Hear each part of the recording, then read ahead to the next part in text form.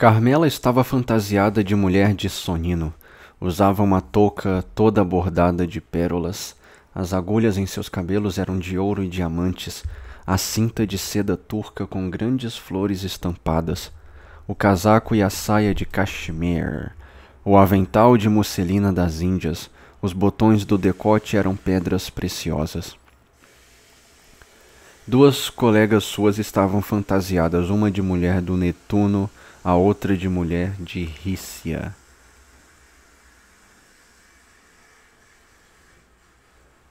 Ah, tá, besteira. 4 rapazes das mais ricas e nobres famílias de Roma acompanhavam-nas com aquela espontaneidade italiana que não tem igual em nenhum outro país do mundo. Estavam fantasiados, por sua vez, de camponeses de Albano, Velletri, Civita Castellana e Sora.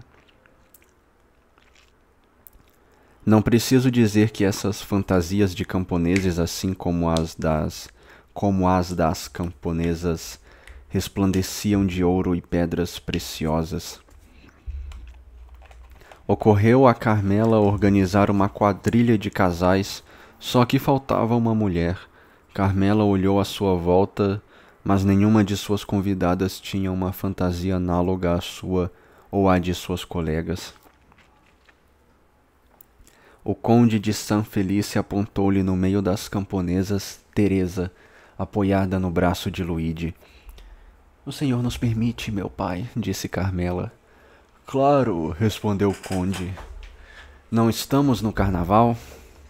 Carmela debruçou-se para um rapaz que a acompanhava e disse-lhe algumas palavras, apontando com o dedo a rapariga. O jovem seguiu com os olhos a bonita mão que o guiava, fez um sinal de obediência e convidou Teresa a participar da quadrilha liderada pela filha do conde. Teresa sentiu como que uma labareda atravessar-lhe o rosto. Interrogou Luigi com o olhar, não havia jeito de recusar. Luigi deixou escorregar lentamente o braço de Teresa, que ele mantinha sob o seu, e Teresa, afastando-se conduzida pelo seu elegante par, foi ocupar toda trêmula seu lugar na quadrilha aristocrática. Claro, aos olhos de um artista, a precisa e severa fantasia de Teresa teria um caráter bem diferente das de Carmela e suas colegas. Mas Teresa era uma moça frívola e vaidosa. Os bordados da musselina, as folhagens estampadas na cinta, o brilho do cachemir deslumbrante e o reflexo das safiras e diamantes deixavam-na louca. Por sua vez, Luigi sentia nascer em seu íntimo um sentimento desconhecido. Era como uma dor surda que apertava seu coração primeiro e dali, latejante, corria pelas suas veias e se lhe apoderava de todo o corpo. Seguiu com os olhos os menores vestígios, os menores movimentos de Teresa e seu par. Quando suas mãos se tocavam, ele sentia vertigens. Suas artérias pulsavam com violência e parecia que um sino vibrava em seus ouvidos. Quando se falavam, embora Teresa escutasse, tímida e olhos no chão, os discursos de seu par, enquanto Luigi lia nos olhos ardentes do belo rapaz que aqueles discursos eram elogios, parecia-lhe que o chão se abria sob seus pés e que todas as vozes do inverno sopravam-lhe ideias de morte e assassinato. Então, temendo deixar-se arrastar por essa loucura, ele se agarrava com uma das mãos à sebe junto à qual estava de pé, enquanto com a outra apertava num gesto convulsivo o punhal de cabo esculpido que atravessava seu cinturão e que, sem se dar conta, ele puxava às vezes quase por inteiro da bainha. Luigi estava com ciúmes, percebia que, arrebatada por sua natureza frívola e orgulhosa, Teresa poderia lhe escapar. Enquanto isso, a jovem camponesa, a princípio tímida e quase assustada, logo se recobrara. Dissemos que Teresa era bela. Isso não é tudo. Teresa era graciosa, de uma graça selvagem, cuja força nada tem a ver com a nossa, artificial e afetada. Obteve praticamente todas as honras da quadrilha, e se tinha inveja da filha do conde de San Felice, não ousaríamos dizer que Carmela não tivesse inveja dela. Assim foi com não poucos elogios que seu belo par reconduziu-a ao seu lugar onde a convidara e onde Luigi esperava. Por 2 ou 3 vezes durante a contradança a moça lançara-lhe um olhar, e em todas elas vira o pálido e crispado. Numa dessas vezes, por sinal, a lâmina da faca desembainhada pela metade ofuscara seus olhos como um sinistro relâmpago. Logo foi quase trêmula que deu o braço ao amante. A quadrilha foi um grande sucesso e era evidente que convinha fazer uma segunda edição. Apenas Carmela se opunha, mas o conde de San Felice pediu tão carinhosamente à moça que ela acabou por consentir. Imediatamente um dos cavalheiros adiantou-se para convidar Teresa, sem a qual era impossível a realização da contradança, mas a moça já sumira. Com efeito, Luigi não se julgara capaz de aguentar uma segunda provação, e meio por convencimento, meio à força, arrastara Teresa para outro canto do jardim. Teresa cedera a contragosto, mas percebera a figura transtornada do rapaz, compreendera pelo seu silêncio intercalado por tremores nervosos que alguma coisa estranha lhe acontecia. Ela própria não estava imune a uma excitação interior, e muito embora não tivesse feito nada de mal, compreendia que Luigi estivesse no direito de recriminá-la. Em relação a que, ignorava-o, mas nem por isso deixava de sentir que as censuras seriam merecidas. Entretanto, para grande espanto de Teresa, Luigi continuou calado e nenhuma palavra entreabriu seus lábios durante todo o resto da noite. Quando o frio noturno expulsou os convidados dos jardins e as portas da vila fecharam-se atrás deles para uma festa íntima, ele se limitou a levar Teresa embora. Então, quando ela se preparava para entrar em casa, ele disse: Teresa, em que você estava pensando enquanto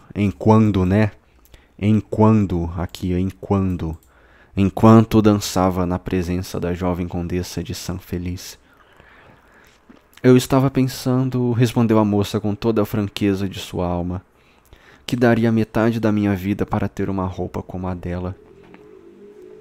E o que lhe dizia o seu par? Dizia-me que só dependia de mim ter aquela roupa e que para tanto bastava eu dizer uma palavra. Ele tem razão, respondeu Luigi. Deseja isso tão intensamente quanto diz? Sim. Muito bem, você o terá. A moça perplexa levantou a cabeça para interrogá-lo, mas o rosto dele estava tão taciturno e terrível que as palavras congelaram em seus lábios. Aliás, depois de dizer aquelas palavras, Luigi se afastara. Teresa, com os olhos dentro da noite, seguiu enquanto foi capaz de enxergar. Então, quando ele desapareceu, voltou para casa suspirando. Nessa mesma noite aconteceu um fato extraordinário, provavelmente por imprudência de algum criado que se esquecera de apagar as luminárias. O fogo se alastrou pela vila San Felice, inclusive pelas dependências do apartamento da bela Carmela. Despertada no meio da noite pela luz das chamas, ela pulou da cama, enfiou seu roube de chambre e tentou fugir pela porta, mas o corredor que precisava atravessar já era vítima do incêndio. Ela voltou então ao seu quarto, gritando por socorro, quando de repente sua janela, situada a 6 metros do chão, se abriu. Um jovem camponês pulou dentro do apartamento, tomou-a nos braços e com uma força e habilidade sobre-humanas carregou-a para o gramado, onde ela desmaiou. Quando recuperou sentidos, tinha o pai à sua frente. Todos os criados a cercavam tentando ajudá-la. Uma ala inteira da vila estava reduzida a cinzas, mas isso não tinha importância. Carmela estava sã e salva.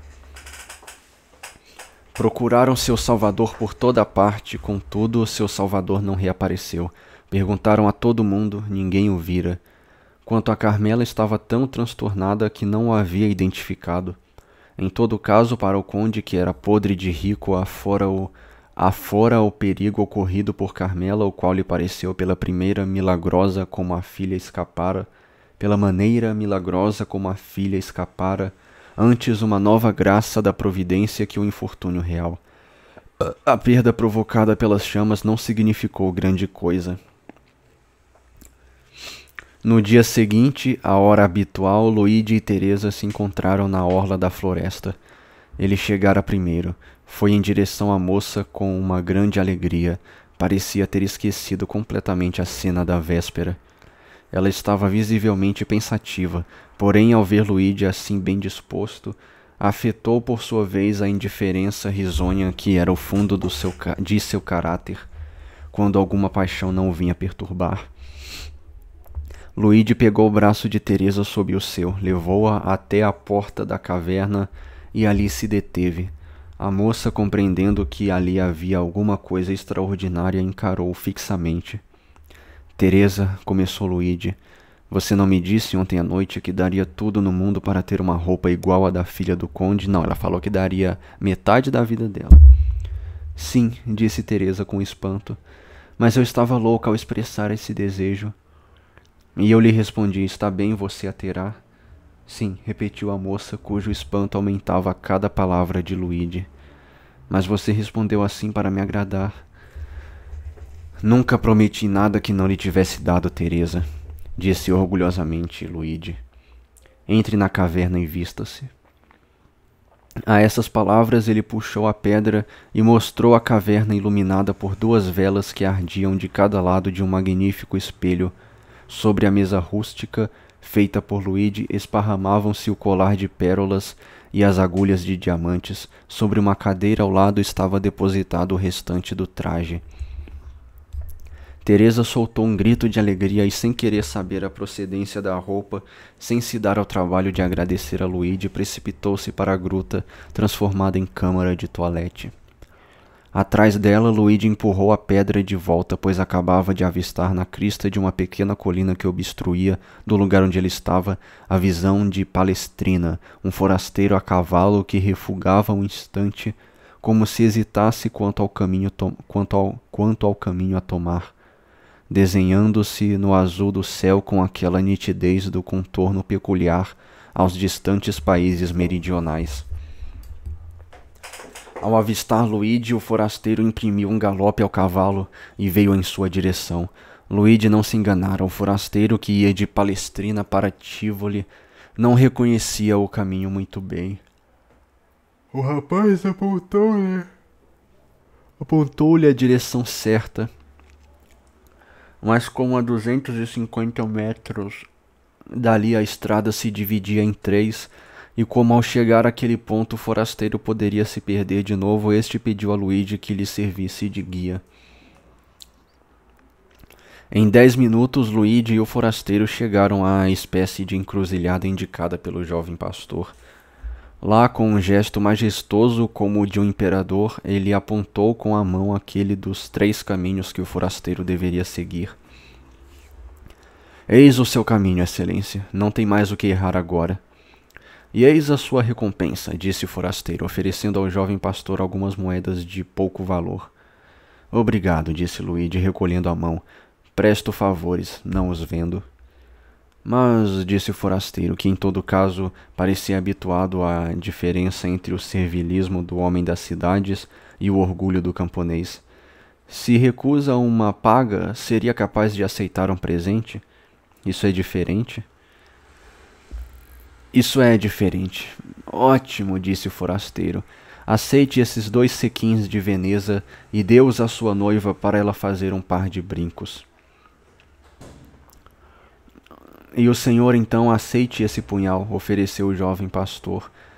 De Albano a Civita Castelhana não encontraria um cujo cabo tivesse sido esculpido com tanto esmero. Aceito, respondeu o forasteiro, mas então agora sou eu que estou em dívida, pois esse punhal vale mais que 2 sequins. Para um comerciante talvez, mas para mim que o esculpi pessoalmente mal vale uma piastra. Como se chama? Perguntou o forasteiro. Luigi Vampa, respondeu o pastor, no mesmo tom que teria respondido Alexandre, rei da Macedônia. E o senhor? Meu nome, disse o forasteiro, é Simba, o Marujo! Pam, pam, pam. Franz de Pinay deixou escapar um grito de surpresa. Pô, mas isso aqui não é a história que o cara tá contando, não, mano. Simba, o Marujo! Exclamou. Sim, continuou o narrador. Foi o nome que o forasteiro deu à Vampa, como se fosse o dele. Ah, ele que tá contando, sim. Muito bem, mas é porque o cara, né, o Franz tava lá com ele, né, velho? Aí ele vai falar, ô, eu tava com esse cara aí, mano. Muito bem, mas que os senhores têm contra esse nome? Interrompeu Albert. É um belíssimo nome e devo confessar que as aventuras do patrono desse cavalheiro me divertiram muito na mocidade. Franz não insistiu mais. Aquele nome Simbal Marujo, como podemos depreender, despertara nele todo o mundo de recordações, como o fizera na véspera o nome Monte Cristo. Prossiga, disse ao hoteleiro. Vampa enfiou com desdém os 2 sequins no bolso e voltou lentamente pelo caminho por onde viera. Ao chegar a 200 ou 300 passos da caverna, julgou ouvir um grito. Parou, tentou discernir de que lado vinha aquele grito.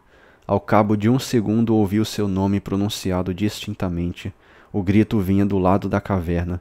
Pulou como um antílope, armando seu fuzil e correndo ao mesmo tempo. Chegou em menos de 1 minuto ao topo da pequena colina oposta àquela de onde avistara o forasteiro. Lá os gritos socorro chegaram mais nítidos aos seus ouvidos. Lançou os olhos para o espaço que sua vista alcançava. Um homem raptava Teresa como o centauro Nesso a Djanira. Nesso e Djanira, na mitologia grega, Djanira, esposa de Hércules, foi sequestrada pelo centauro Nesso que tentou violentá-la. Hércules, vindo em seu socorro, matou o centauro que antes de morrer deu a Djanira uma túnica envenenada, assegurando-lhe tratasse de um símbolo de fidelidade conjugal. O tal homem que se dirigia para o bosque já estava a 3/4 do caminho que levava até a floresta. Vampa mediu o intervalo. Aquele homem estava a pelo menos 200 passos à sua frente. Não havia meio de alcançá-lo antes que ele alcançasse o bosque. O jovem ficou paralisado, como se os seus pés tivessem criado raízes.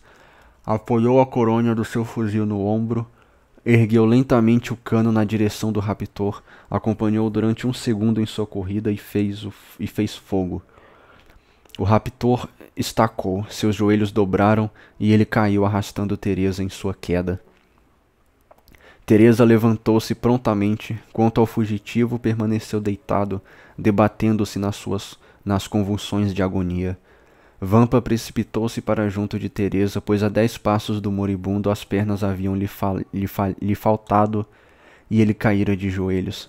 O rapaz tinha medo de que a bala que acabava de abater seu inimigo houvesse simultaneamente ferido sua noiva. Felizmente não era nada disso. Era tão somente o terror que paralisara as forças de Teresa. Quando Luigi teve plena certeza de que ela estava sã e salva, voltou-se para o ferido. Este acabava de expirar com os punhos fechados, a boca contraída pela dor e os cabelos eriçados pelo suor da agonia. Seus olhos permaneciam abertos e ameaçadores. Vampa aproximou-se do cadáver e reconheceu Cocomelo. Teve o que merecia aí, meu parceiro. Desde o dia em que fora salvo pelos 2 jovens, o bandido se apaixonara por Teresa e havia jurado possuir a moça. Desde esse dia a espionara e, aproveitando-se do momento em que seu noivo a deixara sozinha para apontar o caminho para o forasteiro, raptara-a e já a julgava sua quando a bala de Vampa, guiada pela infalível mira do jovem pastor, atravessara seu coração. Vampa observou por um instante sem que a menor emoção transparecesse em seu rosto, ao passo que Teresa, ao contrário, ainda tremendo, não ousava se aproximar do bandido morto senão timidamente, lançando por cima do ombro do noivo um olhar hesitante para o cadáver. No fim de um momento, Vampa voltou-se para a noiva. Ah, disse ele. Muito bem, você está vestida. É a minha vez de fazer a toalete. Com efeito, Teresa estava coberta dos pés à cabeça com as roupas da filha do conde de San Felice. Vampa agarrou o corpo de Cogumelo, arrastou-o para a caverna enquanto Teresa permaneceu do lado de fora. Vai pegar as roupas dele, mas tá com marca de tiro, tá?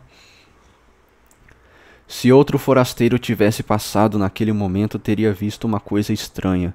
Uma pastora guardando suas ovelhas com um vestido de cachemire, brincos e um colar de pérolas, broches de diamantes e botões de safiras, esmeraldas e rubis. Provavelmente teria acreditado estar na época de Florian e afirmado, ao voltar a Paris, que vira a pastora dos Alpes sentada ao sopé dos Montes Sabinos.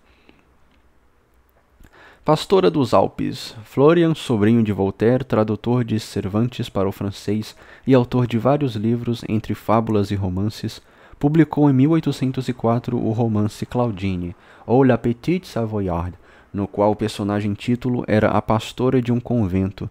O romance fez grande sucesso na época.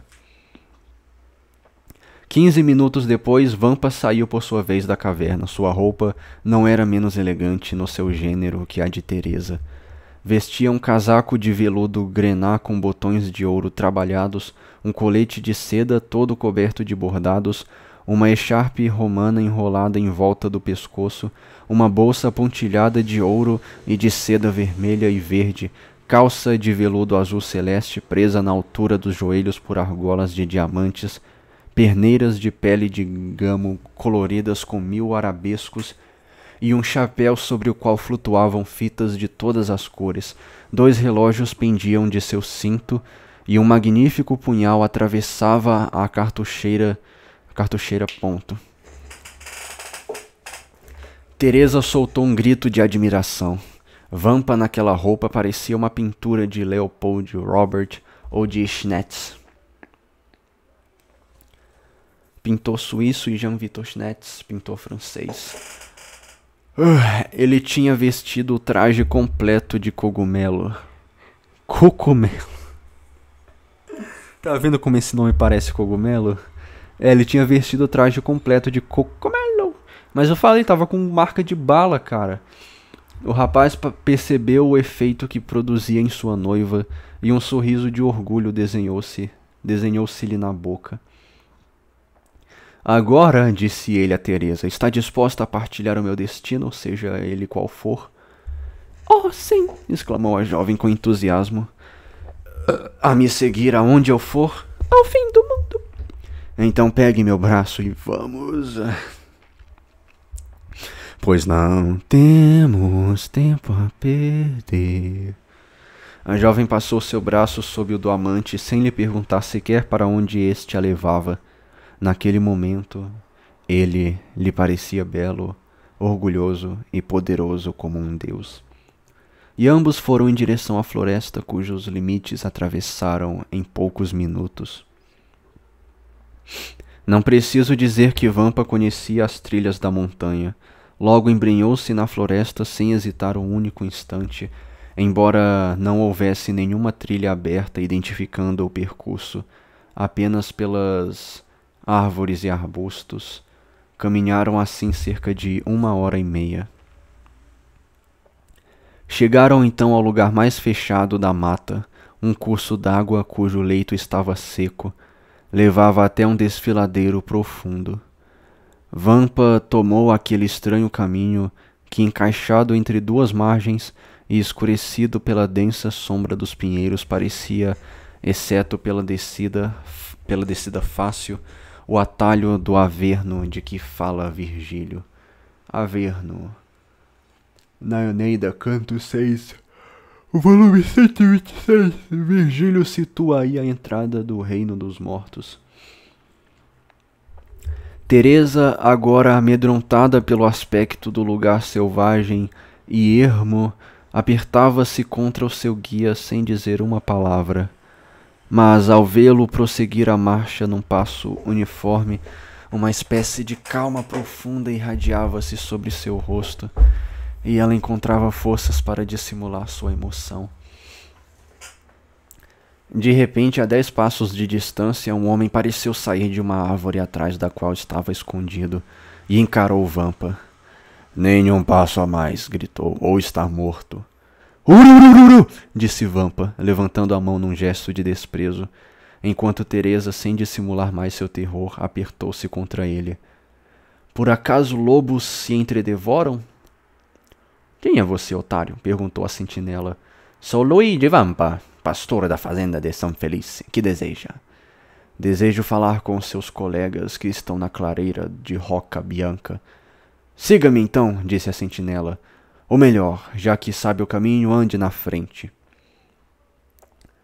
Vampa sorriu com uma expressão de desprezo por aquela precaução do bandido.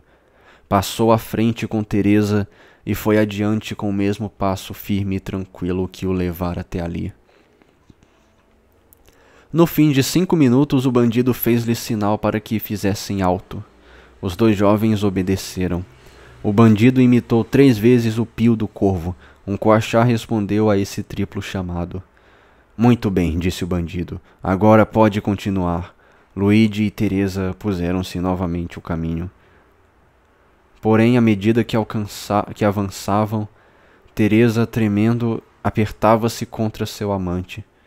Com efeito, por entre as árvores era impossível perceber armas e o brilho dos canos de fuzil. A clareira de Roca Bianca situava-se no topo de uma pequena montanha, sem dúvida um vulcão em outras eras, vulcão extinto antes que Rômulo e Remo tivessem desertado Alma para virem construir Roma. Teresa e Luigi chegaram ao topo e instantaneamente se viram diante de 20 bandidos. "Este moço está atrás de vocês e deseja lhes falar", disse a sentinela. "E que deseja ele nos dizer?" perguntou o bandido, que na ausência do chefe era um interino no comando. "Desejo dizer que estou cansado da profissão de pastor", disse Vampa. "Ah, compreendo", disse o lugar-tenente. "E vem nos pedir para ser admitido em nossas fileiras?" "Seja bem-vindo", gritaram vários bandidos de Ferentino, de Pampinara e de Anaghini, que haviam reconhecido Luigi Vampa. "Pois é, só que não venho lhes pedir para ser apenas seu companheiro." "E que vem nos pedir?" perguntaram os bandidos com espanto. "Venho pedir para ser o capitão de vocês", disse o rapaz. Os bandidos caíram na gargalhada. "Nossa, se ele arrancar a cabeça do Cocumelo assim, ó. Essa aqui é a cabeça do antigo chefe, pai." Caíram na gargalhada. "E que fez para aspirar a essa honra?" perguntou o lugar-tenente. "Matei o seu chefe Cocumelo, cujos despojos estão aqui", disse Luigi. "E ateei fogo na vila de San Felice para dar um vestido de núpcias à minha noiva." 1 hora depois, Luigi Vampa era eleito capitão em lugar de Cocumelo. "Muito bem, meu caro Albert", disse Franz, voltando-se para o amigo. "Que acha agora do cidadão Luigi Vampa?" "Acho que é um mito", respondeu Albert, "e que nunca existiu." "O que é um mito?" perguntou Pastrini. "Demoraria muito para explicar, meu caro hospedeiro", respondeu Franz. "Então está dizendo que mestre Vampa exerce nesse momento sua profissão nas cercanias de Roma?" "E com uma ousadia de que nunca bandoleiro algum deu exemplo." "Quer dizer que a polícia não foi capaz de agarrá-lo?" "Que remédio! Ele tem ao seu lado ao mesmo tempo os pastores da planície, os pescadores do Tibre e os contrabandistas da costa. Procuram-no na montanha, está no rio, é perseguido no rio, vai para o alto mar, o mar alto. Então, quando o julgam refugiado nas ilhas de Giglio, del Giannutri ou Monte Cristo, topam com ele em Albano, Tivoli ou Larícia. E como ele age com os viajantes? Meu Deus, é muito simples. De acordo com a distância a que se encontra da cidade, ele dá 8 horas, 12 horas, 1 dia para pagarem seu resgate. Passado esse tempo, concede 1 hora de misericórdia. No 60º minuto dessa hora, se não receber o dinheiro, explode os miolos do prisioneiro com um tiro de pistola ou enfia o punhal em seu coração, e ponto final. "E então, Albert?"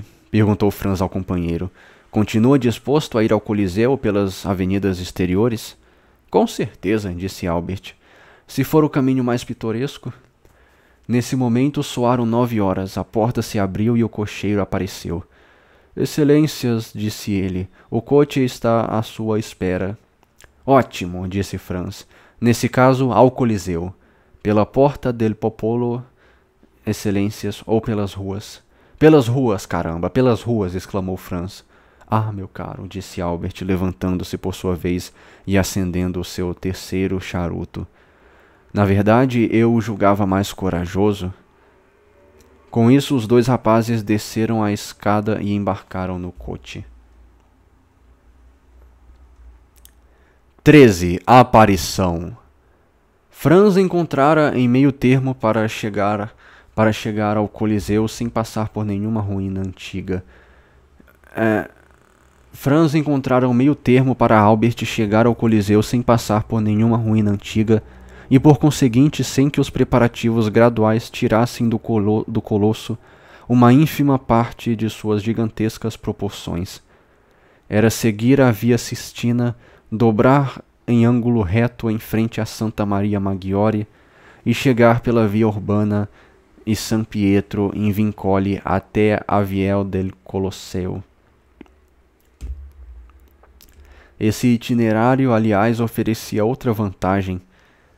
Era não distrair em nada Franz da impressão que lhe produzia a história contada por Mestre Pastrini, e na qual estava estranhamente envolvido seu misterioso anfitrião de Monte Cristo. Assim enfiara-se no seu canto e se entregara a 1000 interrogações infinitas que fizera a si próprio e para as quais, sem exceção, não encontrara uma resposta satisfatória. Afora isso, outra coisa lembrara-lhe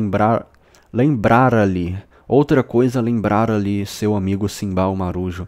Eram as misteriosas relações entre os salteadores e os homens do mar.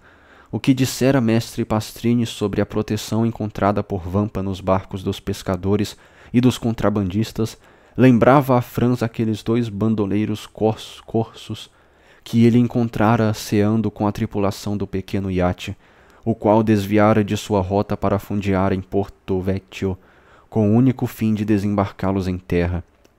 O nome atribuído a seu anfitrião de Monte Cristo, pronunciado pelo seu anfitrião do Hotel de Londres, demonstrava-lhe que ele exercia sua filantropia tanto nas costas de Piombino, Civitavecchia, Ostia e Gaete quanto nas da Córcega, da Toscana e da Espanha.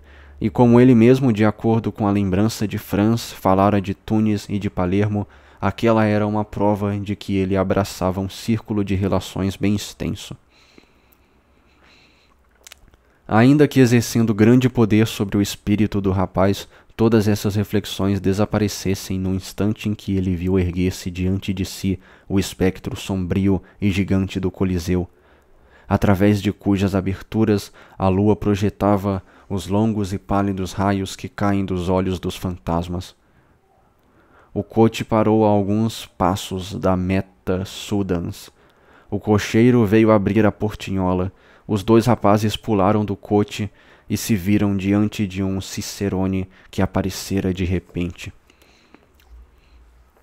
Como o do hotel o seguira, agora tinham 2. Impossível de toda forma evitar em Roma esse luxo dos guias, além do cicerone genérico que se apodera de você no instante em que você põe o pé na soleira da porta do hotel e não o larga mais até o dia em que põe o pé fora da cidade. Há também em cicerone específico vinculado a cada monumento, e eu diria até a cada setor do monumento. Julgue então por si mesmo se falta um cicerone no Coliseu, isto é, no monumento por excelência que fazia Marcial dizer que Mênfis cesse de se vangloriar dos bárbaros milagres de suas pirâmides, que parem de cantar as maravilhas da Babilônia. Tudo deve ceder diante do imenso trabalho do anfiteatro dos Césares, e todas as vozes da reputação deviam se juntar para enaltecer esse momento. Referência ao primeiro capítulo da obra de Marcial, de Espetáculos, intitulado O Anfiteatro de Domiciano. Franz e Albert não tentaram subtrair-se à tirania dos cicerones. De resto, isso seria dificílimo, considerando que apenas os guias têm direito a percorrer o monumento com tochas. Não opuseram nenhuma resistência, portanto, e entregaram-se de pés e mãos atados aos guias. Franz conhecia aquele passeio por já tê-lo feito umas 10 vezes, mas como seu companheiro novato punha pela primeira vez os pés no monumento de Flávio Vespasiano, devo admitir a seu favor, apesar do falatório ignorante de seus guias, que estava impressionadíssimo. Quem não a conhece não faz a mínima ideia da majestade dessa ruína, cujas proporções ainda são duplicadas pela misteriosa claridade desse luar meridional, cujos raios parecem um crepúsculo do ocidente. Assim, mal Franz o pensador deu 100 passos sob os pórticos interiores, deixando Albert com seus guias, que não tencionavam renunciar ao direito imprescritível de lhe revelar em todos os detalhes o fosso dos leões, o camarim dos gladiadores, o pódio dos Césares. Ele enveredou por uma escada em escombros e, deixando-os continuar sua rota simétrica, foi muito pura e simplesmente sentar-se à sombra de uma coluna, em frente a uma chanfradura que lhe permitia admirar o gigante de granito em toda sua maravilhosa extensão. Franz estava ali havia uns 15 minutos, perdido, como eu disse, na sombra de uma coluna, observando Albert, que acabava de sair de um vomitório localizado na outra extremidade do Coliseu, acompanhado por seus 2 carregadores de tochas, os quais, semelhantes às sombras que seguem um fogo fato, desciam de degrau em degrau até os lugares reservados às vestais, quando julgou ouvir uma pedra rolando desgarrada da escada em frente àquela que acabava de subir para chegar ao lugar aonde estava sentado. De certo, não é coisa rara uma pedra pisoteada pelo tempo se soltar e rolar no abismo, mas dessa vez parecia-lhe que a pedra cedera aos pés de um homem e que um barulho de passos vinha até ele, embora quem o provocasse fizesse de tudo para abafá-lo. Com efeito, ao cabo de um instante, um homem apareceu, saindo gradualmente da sombra, à medida que subia a escada, cujo vão situado defronte de Franz era iluminado pela rua, mas cujos degraus, à medida que nele se descia, mergulhavam na escuridão. Podia ser um turista como ele, preferindo a meditação solitária à tagarelice irrelevante de seus guias, e por conseguinte sua aparição nada tinha que pudesse surpreendê-lo, porém pela hesitação com que subiu os últimos degraus, pela maneira como ao chegar na plataforma se deteve e pareceu escutar, era evidente que fora ali com um objetivo específico e que estava à espera de alguém. Com um movimento instintivo, Franz esquivou-se o mais que pôde atrás da coluna. A 10 pés do solo onde estavam ambos, a abóbada estava esburacada e uma abertura redonda semelhante à de um poço permitia avistar o céu todo cheio de estrelas. Em torno dessa abertura, que talvez há centenas de anos já desse passagem aos raios da lua, cresciam moitas cujos recortes verdes e débeis destacavam-se nitidamente do azul fosco do firmamento, enquanto grandes cipós e potentes galhos de trepadeiras pendiam desse terraço superior e balançavam sob a abóbada feito cordas flutuantes. O personagem cuja chegada misteriosa atraíra a atenção de Franz estava instalado numa semi-penumbra que não lhe permitia distinguir seus traços, mas que entretanto não era suficientemente escura para impedi-lo de examinar sua roupa.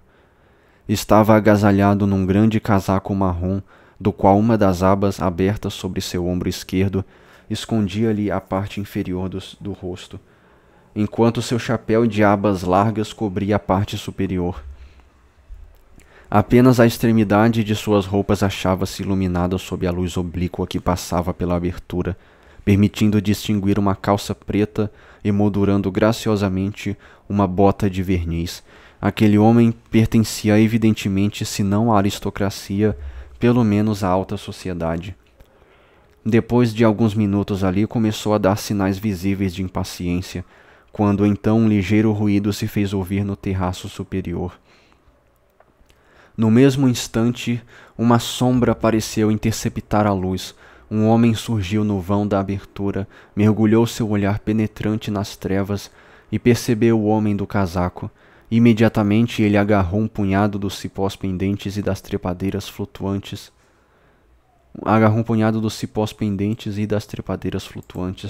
Deixou-se deslizar e, chegando a 3 ou 4 pés do solo, saltou com leveza.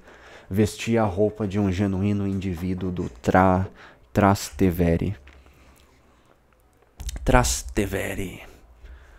Habitante do bairro popular na margem direita ao rio Tibre. Não entendi.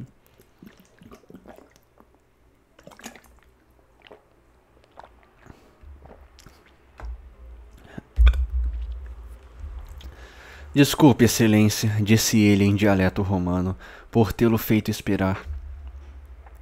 Mesmo assim, me atrasei apenas poucos minutos. Acaba de dar 10 horas em São João de Latrão. Fui eu que me antecipei, não o senhor que se atrasou, respondeu o estranho, no mais puro toscano. Portanto, nada de cerimônia. Aliás, se me tivesse feito esperar, eu logo imaginaria ter sido por algum motivo independente da sua vontade. E teria tido razão, excelência. Venho do castelo Sant'Angelo e tive todas as dificuldades do mundo para falar com Beppo. Quem é esse Beppo? Beppo é um empregado da prisão a quem dou um dinheirinho para saber o que se passa dentro do castelo de sua santidade. Vejo que é um homem precavido, meu caro. Que posso fazer, excelência? Nunca se sabe o que pode acontecer. Talvez um dia eu também seja apanhado na rede como o pobre Pepino e precise de um rato para roer as malhas da minha prisão. Alusão à fábula O Leão e o Rato, de La Fontaine. Resumindo o que soube. Haverá 2 execuções terça-feira às 2 horas, como é hábito em Roma nas aberturas das grandes festas. Um condenado será mazzolato, executado com uma clava ou massa de madeira ou metal. Ixi. Trata-se de um miserável que matou o padre por quem foi criado e que não nos interessa em nada. O outro será decapitado e este é o coitado do Pepino. O que o senhor queria, meu caro? O senhor inspira um terror tão grande, não apenas ao governo pontifício, mas também aos reinos vizinhos, que eles desejam a qualquer custo dar um exemplo.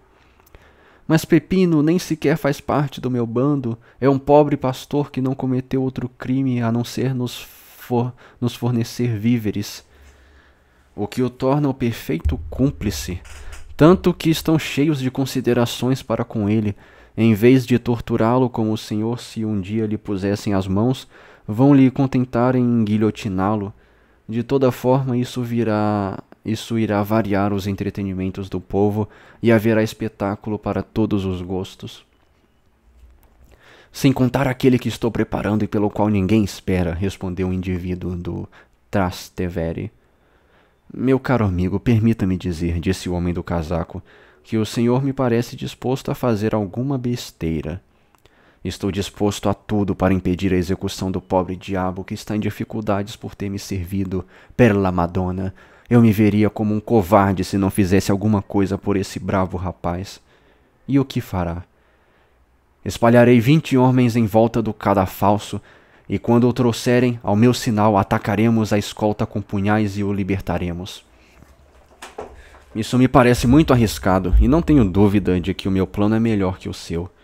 E qual é o seu plano, excelência? Darei 1000 piastras a alguém que conheço e que obterá o adiamento da execução de Pepino para o ano que vem. Em seguida, ao longo do ano, darei 1000 piastras a outro alguém que conheço e o farei fugir da prisão. Tem certeza de que vai dar certo? Pardieu, disse em francês o homem do casaco. Perdão? Perguntou Eu tô quase falando travesti, né? Porque parece muito. Trastiverino, sei lá. Quero dizer, meu caro, que farei mais sozinho com o meu ouro que o senhor e toda a sua gente com seus punhais, pistolas, carabinas e trabucos. Portanto, não se preocupe. Magnífico, mas se fracassar estaremos preparados. Continue a posto, se for do seu agrado, mas esteja certo de que obterei o indulto. É depois de amanhã, terça-feira. Muito cuidado, pois o Senhor tem apenas amanhã. Ora, ora, ora, ora, ora. O dia compõe-se de 24 horas, cada hora compõe-se de 60 minutos, cada minuto compõe-se de 60 segundos. Em 86.400 segundos é possível fazer muita coisa. Como saberemos se foi bem sucedido, Excelência? É muito simples. Aluguei as 3 últimas janelas do Café Ruspoli, ponto e vírgula. Se eu conseguir um indulto, as 2 janelas do canto serão guarnecidas com damasco amarelo, mas a do meio será guarnecida com damasco branco e uma cruz vermelha. Perfeito. E por intermédio de quem o Senhor fará chegar o indulto? Envie-me um dos seus homens disfarçado de penitente e entregarei a ele. Graças ao seu disfarce, ele chegará ao pé do cadafalso e dará a bula ao chefe da confraria, que a levará ao carrasco.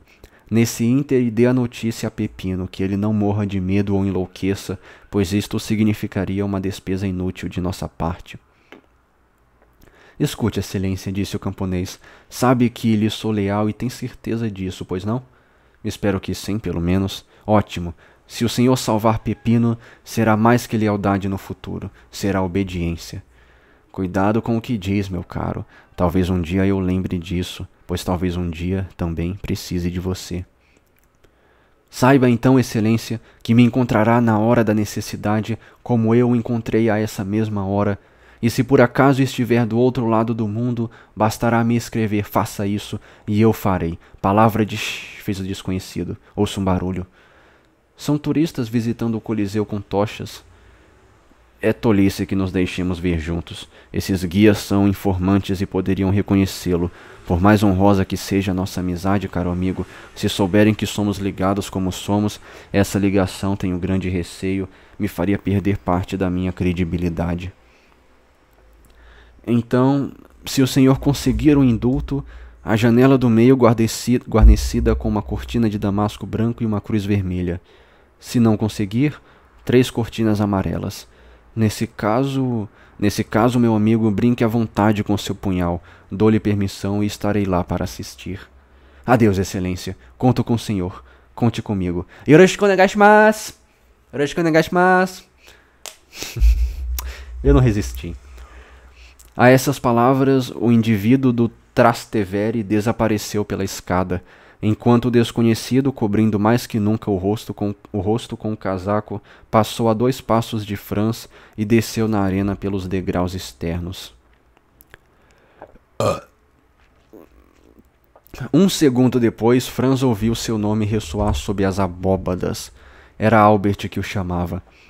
Antes de responder, esperou que os 2 homens ganhassem distância, sem se preocupar em lhes informar que haviam tido uma testemunha que, embora sem ver seus rostos, não perdera uma palavra de sua conversa.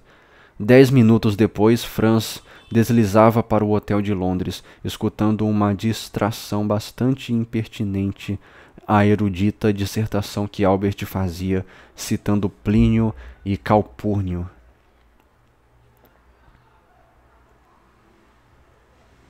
Nobre romano, sobre as redes guarnecidas de pontas de ferro que impediam os animais ferozes de avançar nos espectadores. Deixava-o continuar sem contradizê-lo, tinha pressa em ficar sozinho para pensar sem distração no que acabava de acontecer à sua frente. Aqueles 2 homens, um lhe era claramente estranho, e era a primeira vez que o via e ouvia, mas não se dava o mesmo com o outro. E embora o Franz não tivesse distinguido seu rosto, constantemente tragado pela sombra ou escondido pelo casaco, as vibrações daquela voz o haviam impressionado suficientemente da primeira vez que as ouvira, para que pudessem um dia voltar a ressoar à sua frente sem que as reconhecesse. Havia, sobretudo, nas entonações sarcásticas, alguma coisa de estridente e metálico que o fizera estremecer nas ruínas do Coliseu, tanto quanto na caverna de Monte Cristo. Franz estava totalmente convencido de que aquele homem não era outro senão Simba, o marujo. Em qualquer outra circunstância, a curiosidade que lhe inspirara tal homem teria sido tão grande que ele teria se apresentado à sua frente, mas naquela oportunidade a conversa que acabava de ouvir era demasiado íntima para que ele não fosse contido pelo medo, bastante sensato, de que sua aparição não o agradaria. Deixara-o, portanto, afastar-se como vimos, mas prometendo-se, caso o encontrasse de novo, não deixar escapar a segunda oportunidade como fizera com a primeira. Franz estava preocupado demais para dormir bem. Sua noite foi empregada em passar e repassar no espírito todas as circunstâncias relacionadas ao homem da caverna e ao desconhecido do Coliseu, e que tendiam a fazer desses dois personagens o mesmo indivíduo. Quanto mais Franz refletia, mais se aferrava a essa opinião. Dormiu com o raiar do dia, o que fez com que só acordasse bem tarde. Albert, como autêntico parisiense, já tomara suas precauções para a noite. Mandara reservar um camarote no Teatro Argentina. Franz tinha várias cartas a escrever para a França. Deixou, portanto, o coche com Albert o resto do dia. Às 5 horas, Albert voltou. Entregara suas cartas de recomendação. Tinha convites para todas as noites e vira Roma. Um dia fora suficiente para Albert fazer tudo isso, sem falar que teve tempo de se informar da ópera em cartaz e dos atores que a representariam. A peça intitulava-se Parisiana, tragédia lírica composta por Pietro Mascagni. Os atores tinham nome: Coselli, Moriani e Aisper.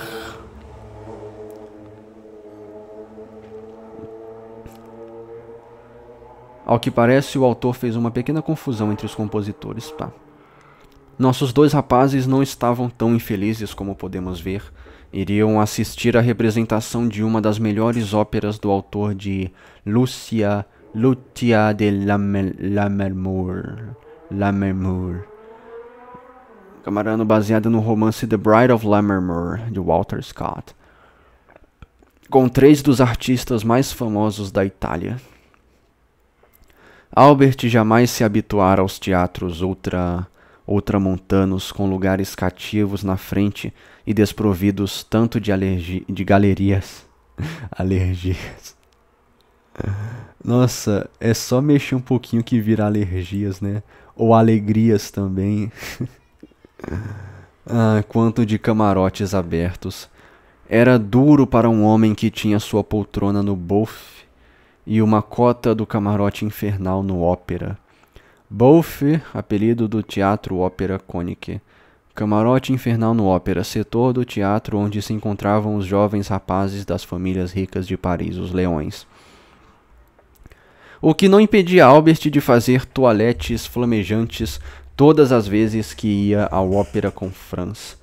Toaletes vãs, pois temos que admitir, para a vergonha de um dos representantes mais dignos da nossa moda, embora há 4 anos sulcasse a Itália em todos os sentidos, Albert não vira uma única aventura amorosa.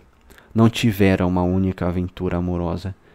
Às vezes Albert tentava brincar a esse respeito, mas no fundo ficava singularmente mortificado. Ele, Albert de Morcerf, um dos moços mais concorridos, continuava deixando a desejar.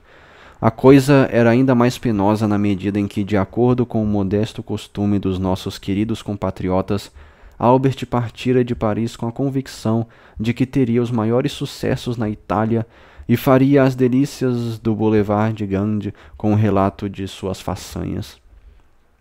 Coitado! Não lhe acontecera nada disso. As encantadoras condessas genovesas, florentinas e napolitanas estavam presas não aos seus maridos, mas aos seus amantes, e Albert adquirira a cruel convicção de que as italianas levam pelo menos uma vantagem sobre as francesas, a de serem fiéis à sua infidelidade. Não quero dizer que na Itália, como em toda parte, não haja exceções. Em contrapartida, Albert não era apenas um cavalheiro definitivamente elegante, como também um homem muito inteligente. Além do mais, era visconde de nobreza recente, é verdade, mas hoje ninguém precisa justificar seus títulos. Não interessa se datam de 1399 ou de 1815. Acima de tudo isso, pairavam 50.000 libras de renda, mais do que o necessário, como se vê, para estar na moda em Paris. Era então de certa forma humilhante ainda não ter sido seriamente notado por ninguém em nenhuma das cidades pelas quais passara. Mas ele esperava se recuperar em Roma, o carnaval sendo em todos os países da terra que celebram essa adorável instituição uma época de liberdade, quando até os mais severos deixam-se arrastar por alguma loucura. Como o carnaval começava no dia seguinte, era muito importante que Albert mostrasse seu cartão de visita antes dessa abertura. Com essa intenção, portanto, havia alugado um dos camarotes mais visíveis do teatro e feito para a ocasião uma toilette irrepreensível. Era na primeira fila, equivalente à Galeria da França. Em todo caso, lá e cá as 3 primeiras fileiras são igualmente aristocráticas, sendo chamadas por essa razão de fileiras nobres. A propósito, esse camarote, no qual cabiam 12 com folga, custara aos 2 amigos um pouco menos caro que um camarote de 4 pessoas no Ambigu, teatro cujo nome completo era Ambigu Comique, luxuosamente reconstruído em 1828 após um incêndio no qual eram levados melodramas. Albert ainda tinha outra esperança, de que se acontecesse de ocupar um lugar no coração de uma bela romana, isso o levasse naturalmente a conquistar um posto no coche, e por conseguinte a ver o carnaval do alto de um veículo aristocrático ou de uma sacada principesca. Todas essas considerações animavam Albert mais que nunca.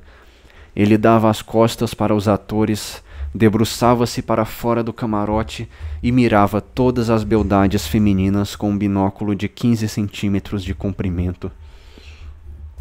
Isso não fazia com que nenhuma delas recompensasse com um olhar sequer, ainda que de curiosidade, toda a agitação a que Albert se entregava. Com efeito, toda a plateia conversava sobre seus assuntos, seus amores, seus programas, sobre o carnaval que começava no dia seguinte, a Semana Santa que se aproximava, sem prestar a menor atenção aos atores ou à peça, à exceção dos momentos importantes, quando então todos se voltavam, fosse para ouvir uma parte do recitativo de Coselli, fosse para aplaudir algum feito brilhante de Moriani, fosse para gritar bravo para Sper. Em seguida, as conversas particulares readquiriam seu ritmo normal. Perto do fim do primeiro ato, a porta de um camarote até ali ainda vazio se abriu, e Franz viu entrar uma pessoa a qual tivera a honra de ter sido apresentado em Paris, que ele julgava ainda na França. Albert viu o movimento esboçado pelo amigo a essa aparição e, voltando-se para ele, perguntou: "Conhece essa mulher?" "Conheço. Que acha dela?" "Encantadora, meu caro, e loura. Oh, que cabelo adorável! É francesa?" "É veneziana. E você a chama de Condessa?" "Oh, conheço-a de nome!" exclamou Albert. "Dizem que é tão inteligente quanto bonita. Diacho, quando penso que poderia tê-la conhecido no último baile da senhora de Villefort, no qual ela estava presente, e que desprezei isso, sou um grande tolo." "Quer que eu repare esse erro?" perguntou Franz. "Como? Conhece-a tão intimamente assim para me acompanhar ao seu camarote?" "Tive a honra de falar com ela 3 ou 4 vezes na vida, mas como sabe, isso é rigorosamente o bastante para não se cometer uma inconveniência." Nesse momento a condessa avistou Franz e lhe fez um aceno gracioso com a mão, ao qual ele respondeu com uma respeitosa inclinação da cabeça. "Ora, mas parece que está nas boas graças dela", admirou-se Albert. "Pois bem, eis que o engana, fazendo-nos a nós franceses cometer tolices sem conta no estrangeiro. É o fato de submetermos tudo aos nossos pontos de vista parisienses. Na Espanha e sobretudo na Itália, não julgue nunca a intimidade das pessoas pela liberalidade dos cumprimentos. Conquistei apenas a simpatia da condessa, ponto final." "Simpatia do coração?" perguntou Albert rindo. "Não, de espírito, só isso", respondeu seriamente Franz. "E quando isso aconteceu?" "Durante um passeio ao Coliseu, semelhante ao que fizemos juntos." "Ao luar?" "Sim." "Sozinhos?" "Praticamente." "E conversaram sobre os mortos?" "Ah!" exclamou Albert, "muito recreativo, de fato." "Pois bem, quanto a mim, prometo-lhe que se tiver a felicidade de ser o consorte dessa bela condessa, num passeio desse tipo, só falarei dos vivos." "E talvez cometa um erro." Enquanto isso não acontece, vai me apresentar a ela como prometeu? Assim que o pano cair. Como é longo esse maldito primeiro ato. Escute o finale. É belíssimo. E Coselli canta-o admiravelmente. Sim, que estilo. A espera é dramática demais nessa passagem. Dá para entender que depois de ouvir a Sontaine e a Malibran... Sontaine e Malibran... Madame Malibran... Não entendi nada.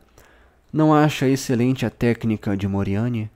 Não gosto dos morenos que cantam louro. Ai,